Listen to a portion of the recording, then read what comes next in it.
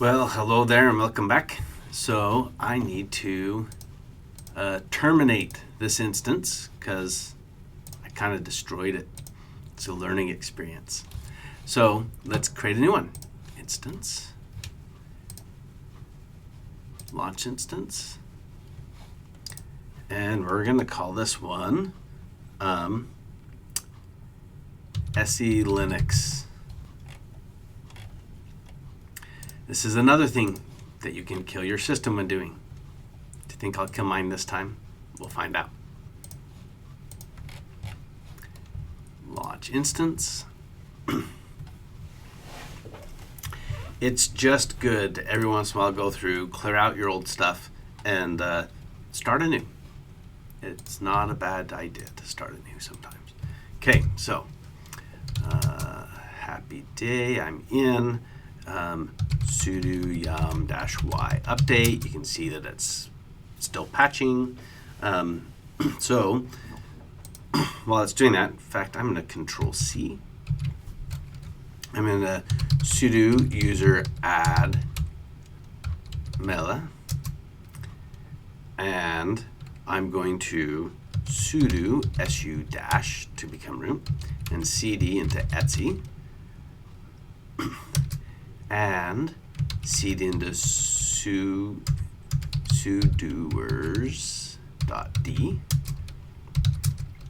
and I'm going to copy this to security, vi security. This is from the last video we're picking up. cw escape. Come on. I need to do this as root. Sudo. Wait, I am root. What am I doing? vi security. I just need to watch out for my camera that's in the way. Security, and we're going to give them a password.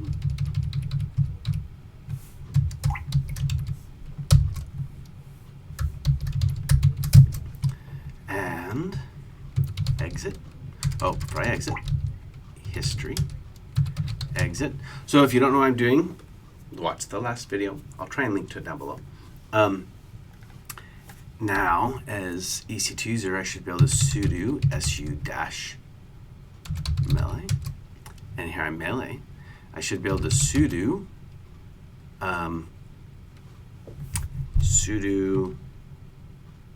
let's do su dash, and it's saying you need a password. Mele doesn't have a password yet. passwd, and current password. I don't have a current password, so I can't do this. So I haven't allowed it. That's what I was doing intentionally last video. So how do I get out of mele? Exit. And now I'm EC2 user, so sudo passwd mele.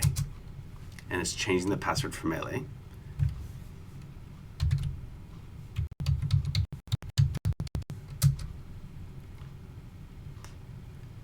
That's okay. All tokens updated successfully. So now sudo su-mele, and now sudo su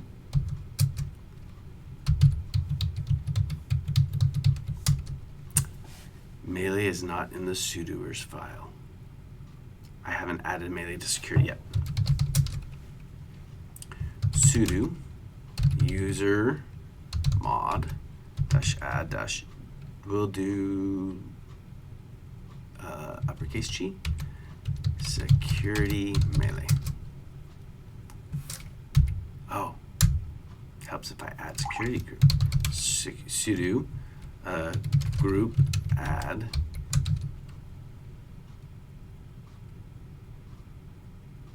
security.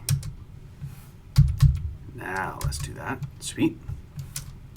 Sudo su-mele, sudo su dash,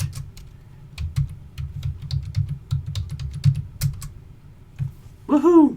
We allowed mele to sudo. Cool.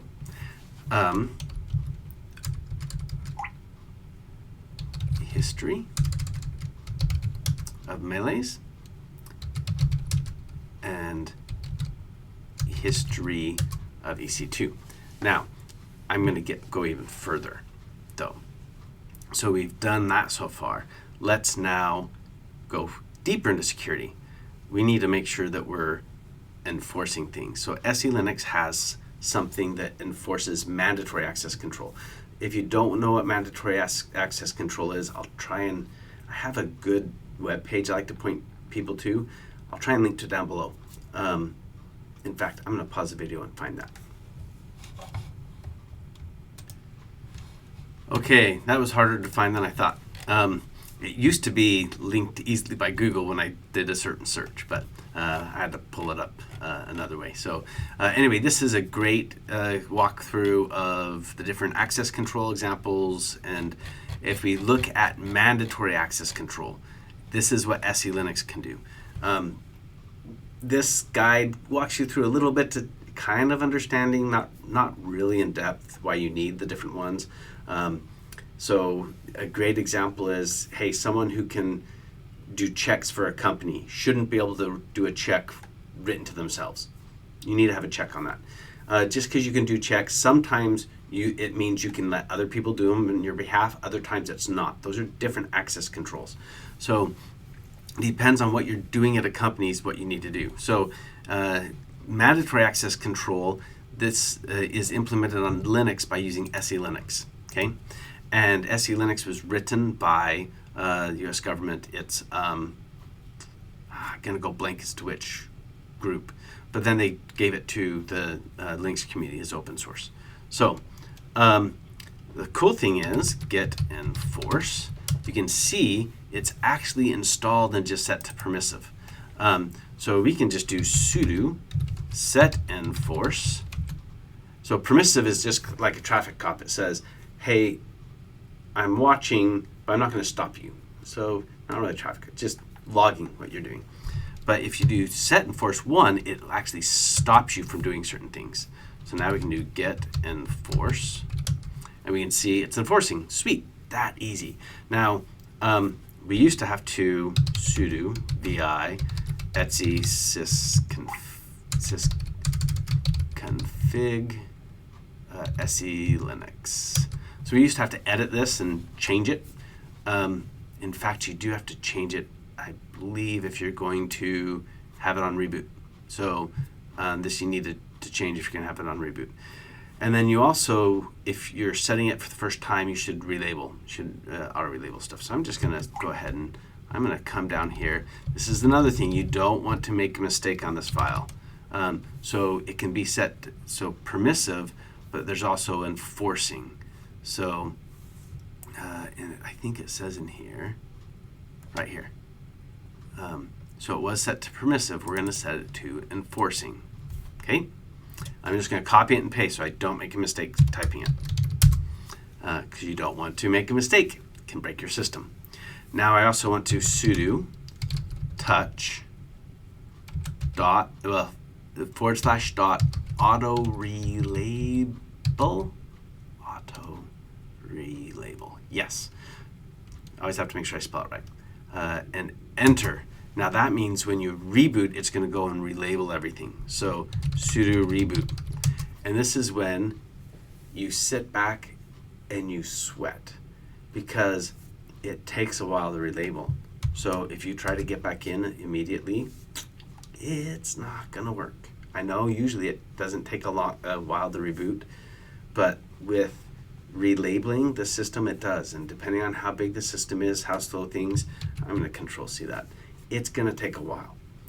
It could be anywhere from a minute, 5 minutes. I've seen it be even longer with a slow system with lots of stuff on it. So we're going to be a little bit. So we need to wait patiently. And so I have my students do this on a test. And so they do it, and then they have to reboot, and they're just sitting there waiting, hoping that their system comes back on a test. Anyway, and if it doesn't come back, it's possible it's because you made a mistake and you broke your system. So let's take a peek. I'm going to pause this. Oh, wait. Sweet, we're back. And now if we do getenforce, it should be enforcing. Sweet. So as EC2 user, we're going to, so we rebooted. By the way, if we want to set it back to permissive, we can sudo setenforce to 0, and then getenforce will show it's permissive. So let's set it to 1. Getenforce. Okay, enforcing. Sweet. Now, sometimes let's see. Why do I have, if we try to, let's sudo setenforce. Why do I have a question mark here? Because it will show you the different options. Cool. It's always good to look at your prior notes.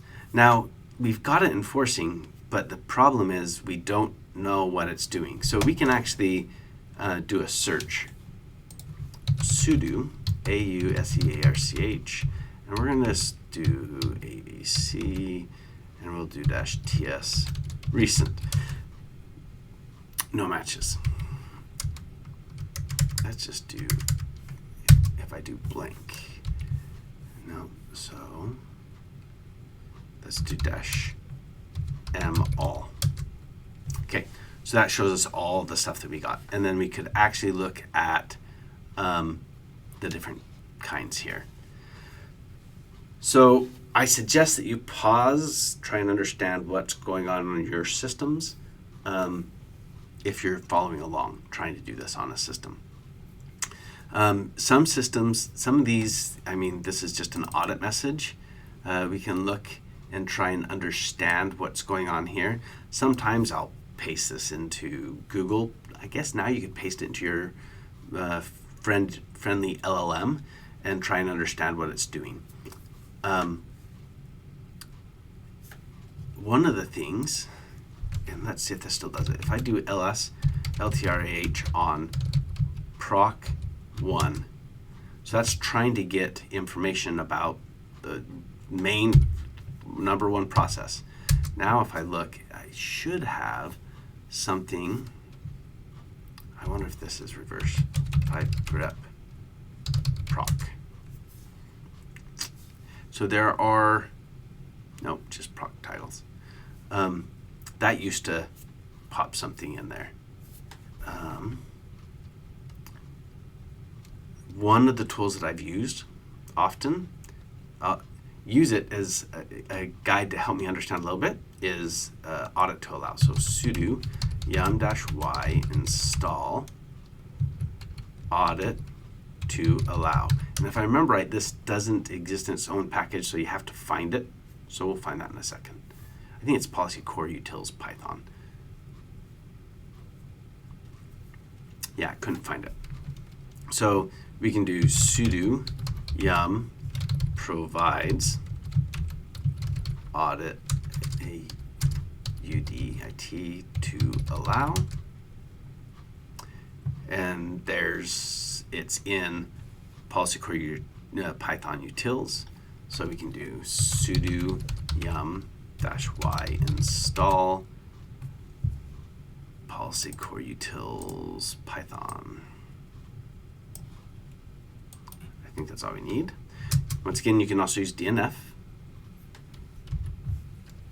-utils is already installed. Oh, audit to allow is already installed. I should have seen that. That's not usually been the case. So we can use audit to allow. It's almost like maybe they watch my videos and install stuff for me. And we can just say, hey, everything in allow to write. So no, sudo.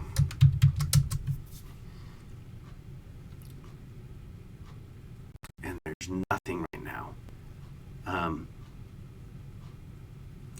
in the audit log. So there's nothing that it wants to help us with.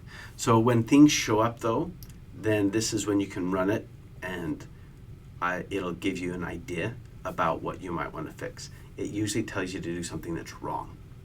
So don't just take it and run with it. Anyway, I hope you've enjoyed this. We'll see you in the next video.